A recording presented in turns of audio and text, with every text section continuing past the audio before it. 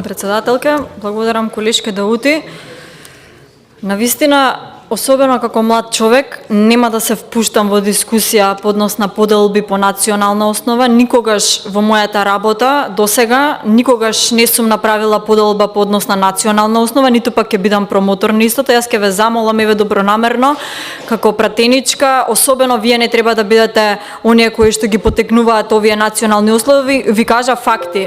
Универзитетот Мајка Тереза можеби доби најголем износ на средства минатата година, што значи дека сите останати универзитети во тој случај биле дискриминирани што добиле помалку, бидејќи се добива може да гледате низ призма и по глава на студент колку студенти има во Универзитетот Мајка Тереза, колку има на останатите универзитети како што е на пример УКИМ. Впрочем и во буџетот универзитетот во Тетово исто така има зголемување од 4,5% во споредба со претходната година.